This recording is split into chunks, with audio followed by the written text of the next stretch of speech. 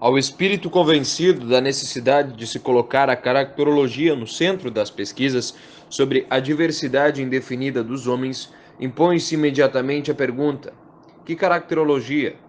Essa divisão da antropologia não é efetivamente menos subdividida pela dispersão dos trabalhos e dos resultados que qualquer outra. Até agora houve tantas caracterologias quanto caracterólogos. Todas têm seus méritos, todas suas insuficiências. E é exatamente porque todas, ou pelo menos muitas, têm méritos, que o mais aconselhável é, evidentemente, partir daquelas em que se concentram os mais importantes resultados. Os autores desta coleção concordam em que, no passado, essa condição foi mais cabalmente satisfeita pelas análises da escola de Groningen, e que, por conseguinte, o mais aconselhável seria considerá-la como ponto de partida. Essa preferência não significa que um outro método de análise dos homens não possa servir. Ela admite apenas que é preciso partir da divisão mais simples possível, esperando que o progresso da pesquisa leve a precisá-la e a enriquecê-la. Sob este ponto de vista, a classificação de Heymans e de Wiersma possui dois importantes méritos: as duas primeiras propriedades, emotividade e atividade, que ela coloca como fundamentos do caráter, foram reconhecidas por quase a totalidade dos caracterólogos. A terceira, a ressonância, foi frequentemente pressentida independentemente dos dois psicólogos holandeses, né, que seriam neerlandeses. Por exemplo, por Foulier e Paulan, antes de ser indicada por Gross, e ela se acha implicada na operação kretschmeriana do ciclotímico e do esquizotímico, assim como na morfologia de Cornan pelo do dilatado e do retrátil. São, pois, bases sólidas e são reforçadas pelas respostas a certas perguntas do inquérito feito pelos autores. Muitas questões, por certo, como salienta Berger no presente livro, não conduzem a propriedades diversas das propriedades fundamentais. Mas isso não afeta o valor da classificação, se essas propriedades derivadas dependem de outras condições que as três propriedades fundamentais às quais os dois autores se circunscreveram. O que é preciso, portanto, é reconhecer outras propriedades fundamentais e suas correlações.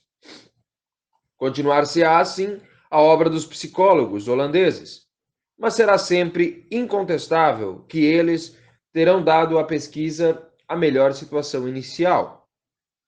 Eis porque, tendo durante 20 anos, na pesquisa de mim mesmo e dos outros, reconhecido o valor da classificação de Heymans e Wiersma, quis, no Tratado da Caracterologia, colocá-la no centro da caracterologia, acrescentando-lhe o resultado da verificação das indicações quantitativas que ela forneceu com respeito à experiência psicológica que a história e a vida cotidiana colocam à disposição de todo observador metódico e prudente.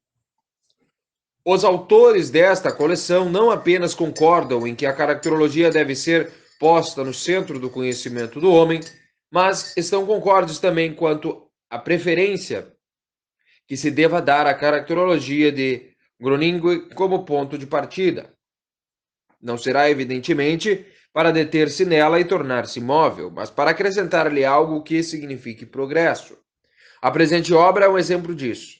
Berger propõe acrescentar as três propriedades de Groningen: a amplitude do campo de consciência e aquilo que ele chama de polaridade, isto é, a oposição entre o tipo Marte e o Vênus, ao mesmo tempo que, pela consideração da avidez e da ternura, começa o reconhecimento metódico das diferenças tendenciais dos indivíduos. Desses acréscimos seguirão concordâncias que se integrarão na caracterologia objetiva, e discordâncias que trarão discussões. Mas pode-se pensar, em seguida, que essas discordâncias poderão ser, mais uma vez, resolvidas por concordâncias. Consideramos, por exemplo, os resultados estatísticos que poderão ser fornecidos por diversos inquéritos que utilizam os questionários de Heymans e Ersman. De antemão, é provável que tanto hão de coincidir quanto de divergir. As coincidências deverão ser levadas para o ativo da caracterologia, comprovarão sua objetividade sobre tal ou qual ponto. Mas as divergências também o poderão, toda vez que elas tiverem sido levadas em consideração. Se fotografar um homem de 10 ângulos diferentes, as fotografias que forem tomadas, embora diferentes, são todas verdadeiras.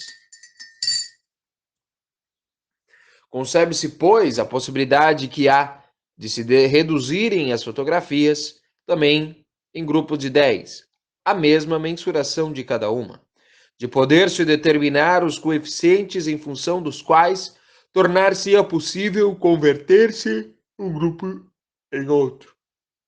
Da mesma forma, toda estatística é uma relação entre o objeto do qual trata e certas condições que, pela natureza e a situação do técnico estatístico, ocasionam uma refração dos dados que se apresentam à sua observação.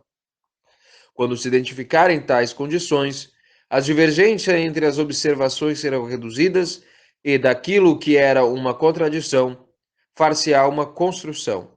Assim, deve ser com relação ao conhecimento dos homens. Nosso desejo mais profundo é que das pesquisas que esta coleção reunir saiam, ora provas de concordância, ora coordenações das divergências.